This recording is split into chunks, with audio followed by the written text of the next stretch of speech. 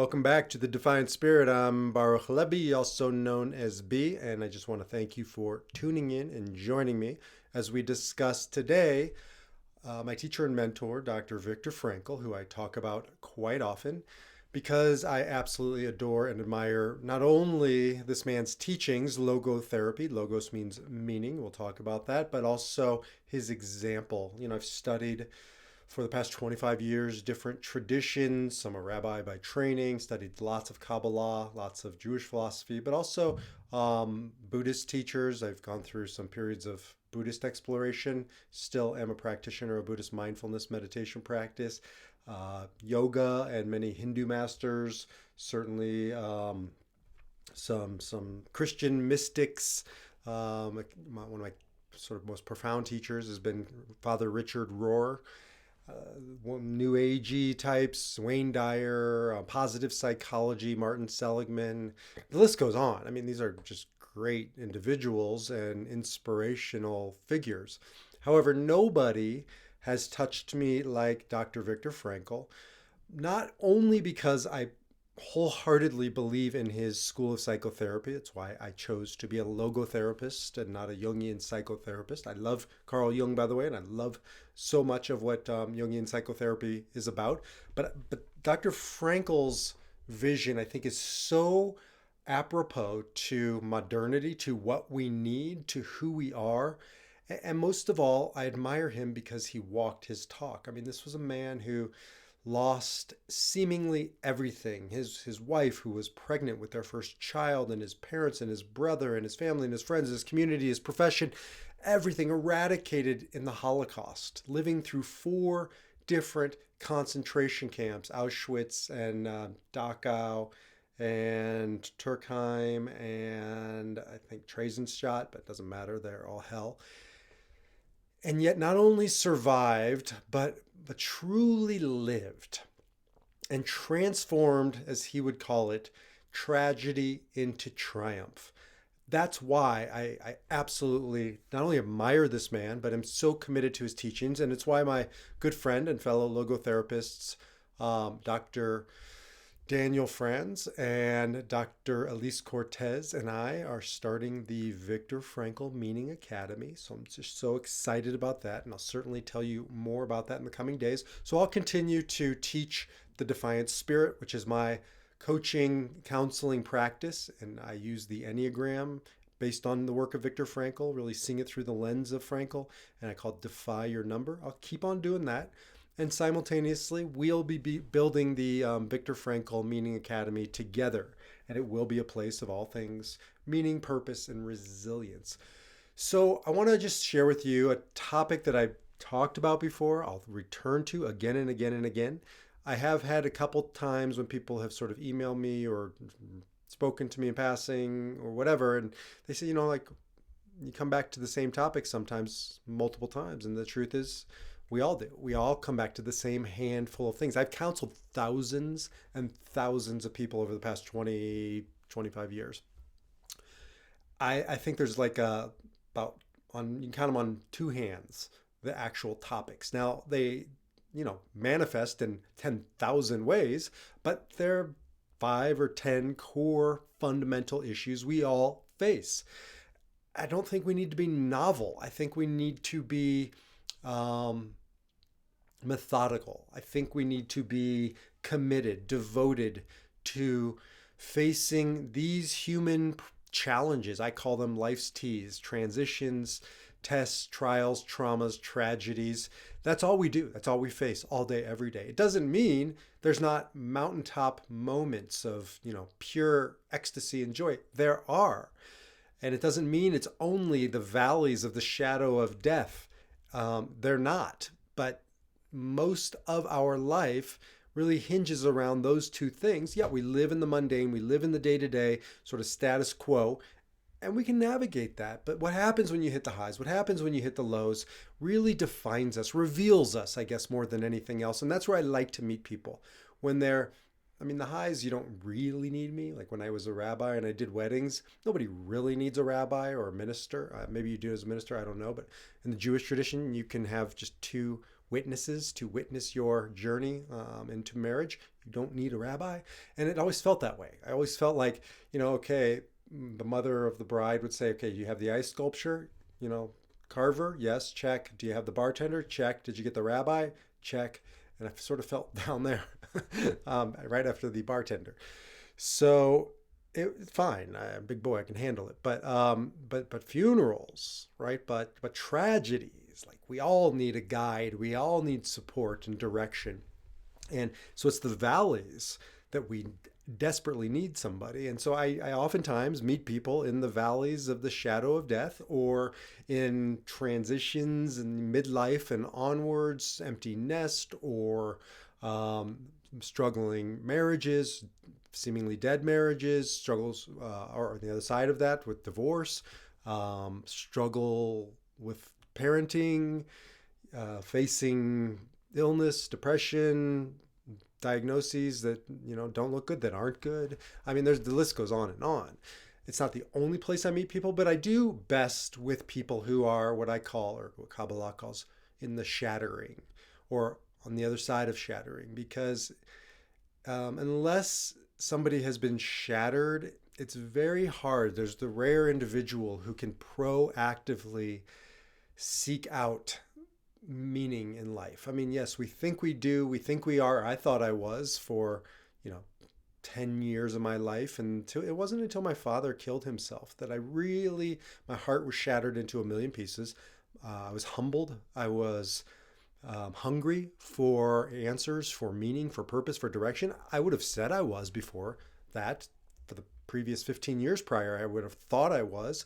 But I was going through the motions. I was doing meditation. I was doing prayer. I wasn't on my knees crying out to God, or in the midst, in the middle of the night, sitting in the darkness, trying to breathe my way through a panic attack, anxiety.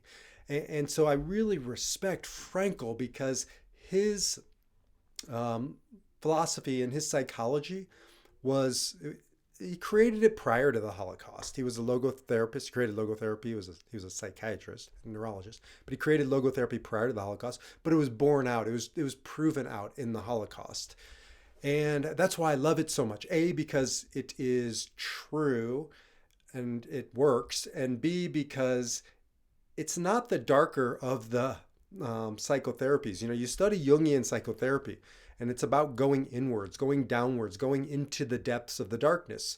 Frankl's is about ascending out of the darkness. It doesn't deny it, doesn't deny the suffering, the shadows of life at all.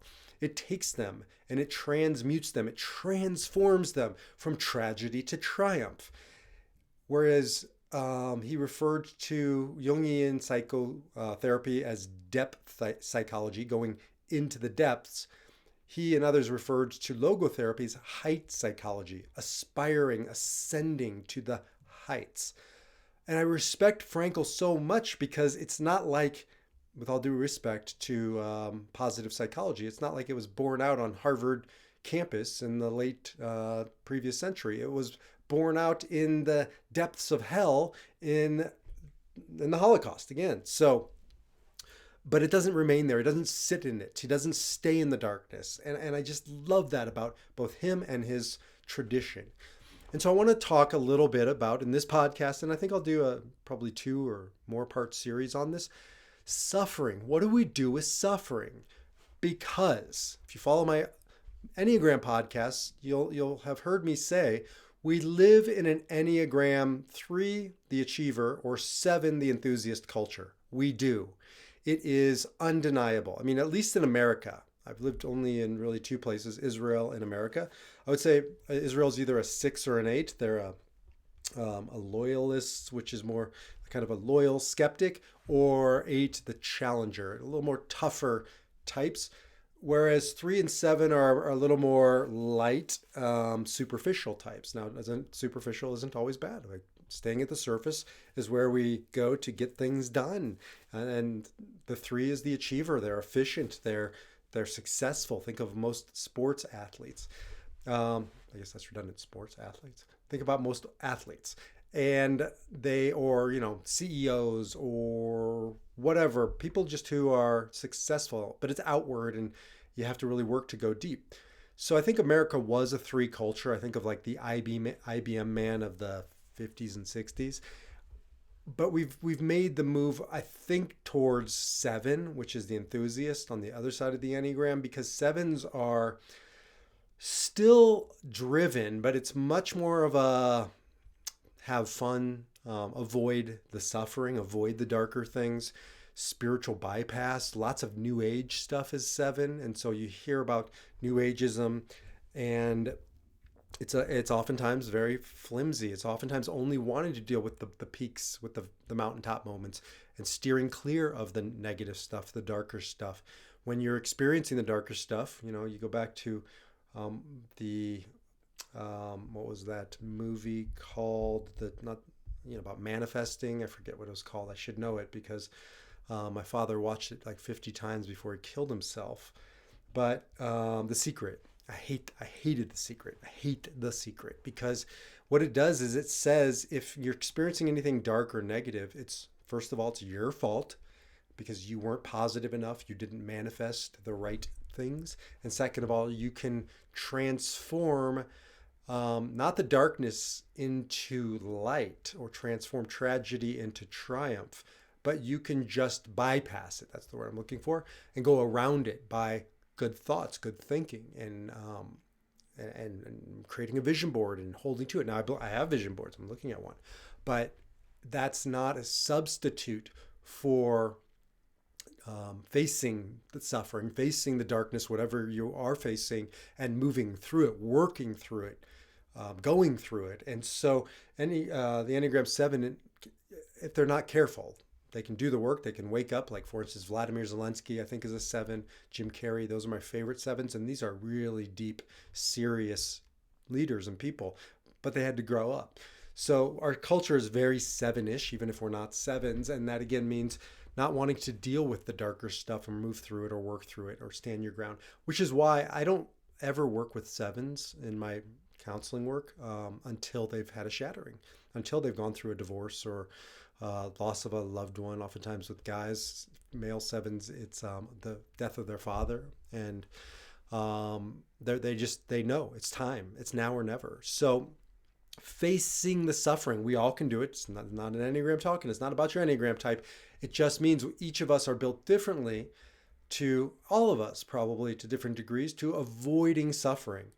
Ernest Becker called it the denial of death, driving us in every single way, shape, and form, but we just don't realize it. And so how much of our lives, our Amazon habits, our eating habits, our sexual habits, our addictions of all kinds, how much of them are because we're not facing our suffering, facing our struggles, our darkness, most all. And that's the starting point. To stop running, or I called it avoidance, a void dance, a dance around the void. How many people do the void dance after the death of a loved one? I wrote a whole book on it called Spark Seekers. I saw it 500 funerals. I saw it over and over and over. People doing the void dance. Anything, everything but facing the void. Even the mourning process was the void dance. Cooking and getting your house ready after your loved one dies so you can sit Shiva, or before the funeral, in the Christian tradition, having a wake. I saw over and over again. That was going through the motions of mourning, but it wasn't mourning. So we all do the void dance, avoidance. And the only way to become truly powerful, to take back our power, I'm not talking about bullshit power of bank accounts and whatever, physical power. I'm talking about what Frankl strove, is that a word? Strove for, longed for, worked towards in his own life and taught others how to do, which is personal power, not Tony Robbins' personal power, but in the Holocaust, when everything is stripped from you, you're stripped down to what he called your naked existence. What is left? What do you have? You have you, the nous, you, the spirit, you, the defiant power of the human spirit. That is yours and yours alone. It is in there. It is in you. And when suffering comes, it presents to you an opportunity perhaps like no other. Now, let me make this clear. There are many pathways to discovering this within us, this defiant power of the human spirit. And you can experience it on the mountaintop moments, in the joyous moments. Frankl said that there are three primary pathways to get to this place, this space, this aliveness. And one is through creative acts, creating things, contribution. One is through experiencing a beautiful sunset, or looking at your grandchild and their little pinky toe when they're newborn. I mean, those are moments of like, you can just feel the spirit, the logos, the meaning, the essence of life. No matter what you call it, you know it when you're in it. And when you're in it, that is who you are. It's why you're here. You just oftentimes don't think about finding it in the valleys. And this is, I believe, for Frankl's greatest contribution, and really where I'm focused, is when you are in the struggles, even the mundane, even when it's not a extreme darkness, but just going through the mundane and not feeling your life, not feeling your purpose, or as he talks about, and I talk about a lot, not knowing or living your why. I work with people all day, every day, and this is the number one thing. What's my why? Why am I here? What is my purpose? And so I help people get into that by going through the struggle, going through the impediments, going through the darkness, to discover it, especially in those places. It is not only in those places, but it is especially in those places, or at least we're most motivated to go into it and to find it. Or maybe we just need it the most in those moments, right? No atheists in foxholes. And so going into the struggle, the life's teas, whatever they are, and finding the logos, finding your meaning, finding your purpose, and it's yours and yours alone. There isn't one logos, one meaning for everybody. Yours is yours. I can't find it for you, but I can support you on your journey into it. And so what we're talking about today is going through the struggle, the darkness. And the next one I want to talk about supporting other people. You don't have to be trained. You don't have to be a logotherapist to support. We all do this with our spouse, with our children, our parents, our friends, our family, whatever.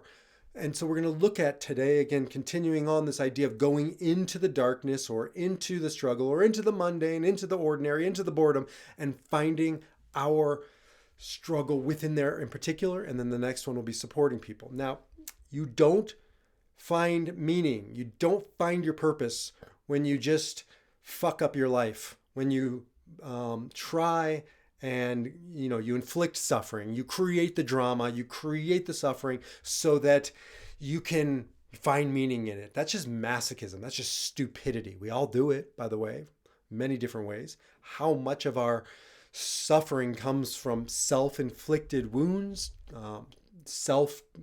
unnecessary, gratuitous drama? Too much. That you can't find meaning in that. Right? That is mutually exclusive. It's like you're canceling out. It's like I don't know, stupid analogy. It's like eating. I always thought about this, but like, what if you could walk on a treadmill and calculate the exact amount of calories you're burning, which you can, and then ingest that same amount, like in Girl Scout cookies, right? Like this mutually exclusive canceling. It's just stupidity, but I have thought about that a few times. And that's sort of what I think of, in a lighter capacity when it comes to self-inflicted suffering to find meaning, right? It's canceling and it doesn't work. So the bottom line is it's about the suffering of the darkness that is inflicted upon us, that victimizes us. You don't have to go looking for it. You know this. We all know this. It comes and it finds us. We're all victimized at times by life, but we don't have to remain lost. We don't have to remain as victims within it. I mean, this is the greatness of Frankl's work. I think this is why people continue to turn to him in all kinds of genres, because he reminds us that even in the most dire of circumstances, to be victimized is not a choice. To be a victim, to take up residence, as Dr. Edith Eger says, and live in the victimhood, that's your choice. And you don't have to stay there. You can ascend out of it, but you have to go into it and face it. And so, really, in our society, rethinking the role of, you can call it darkness, you can call it struggle, you can call it suffering. It doesn't matter what you call it. Nobody is a linguist when you're in the shit of life. You're just in it knee deep and you want out of it. So, how do you get out of it? You don't. You move through it. I think of my favorite passage in the Torah, my favorite, at least my top five, is the transformation of Jacob. Remember Jacob? He was the grandson of Abraham, and he becomes the namesake of the Jewish people and the Jewish homeland, Israel, because he has a dark night of the soul. It says he is left livado, alone. It's a profound word, this livado. It's not just alone. It's the same word used when God creates Adam, and Adam is livado. Well, he says it's lo tov adam livado. It is not good for a person to be lonely. It's loneliness, this broken, dark, lonely, isolated place. And yet, that's where we meet Jacob's transformation, because he's lonely. Where is he? In the darkness. Jacob's always in the darkness.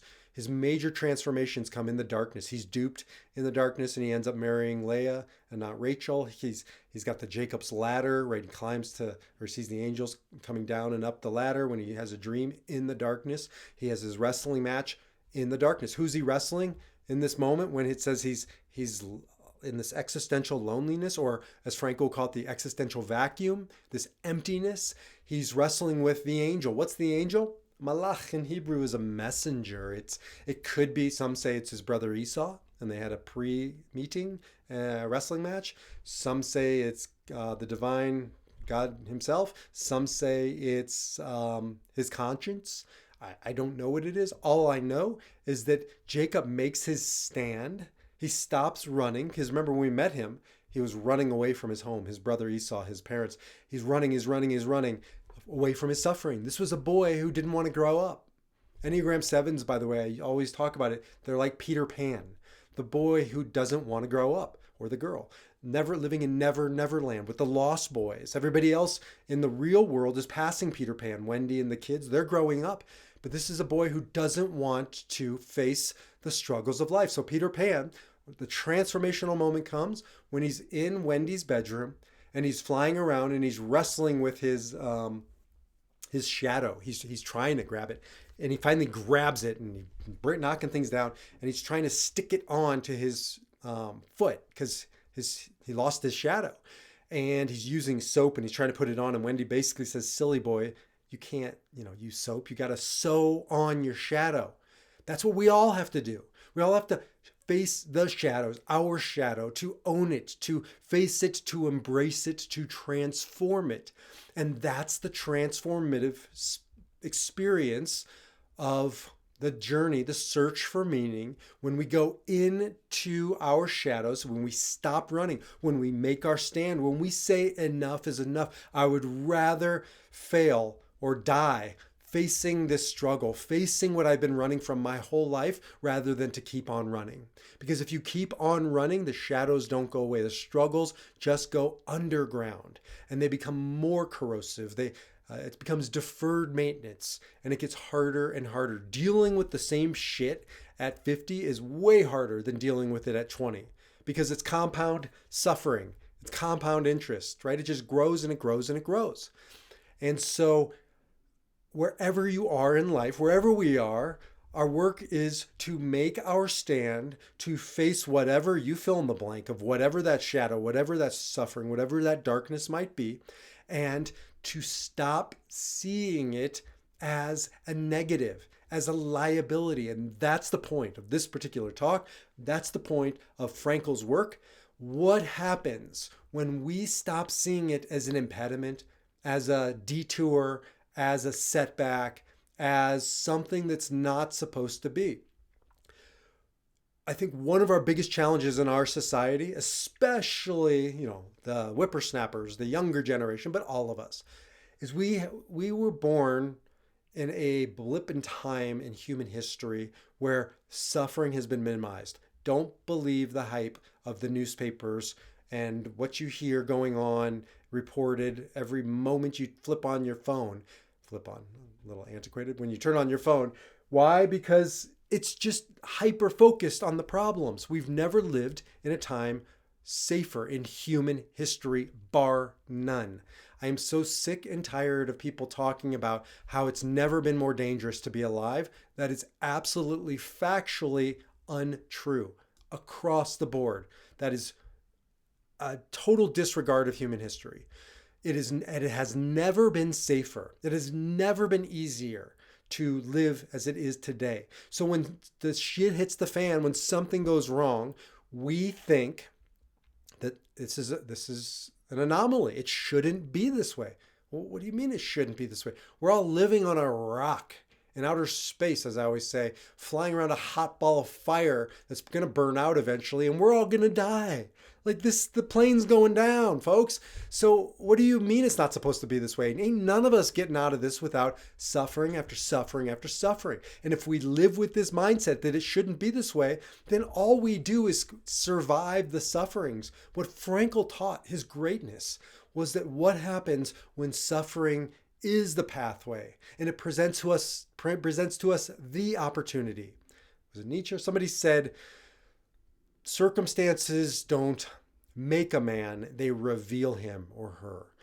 Circumstances reveal us. Suffering reveals us, reveals who we are. We have an opportunity when we are experiencing suffering to either see it as something to be survived, something to be avoided, something to be gotten through, go around, or we make our stand, we face it, we embrace it, we move through it as our opportunity to become Jacob to Israel. Remember that moment? He's transformed back in the desert.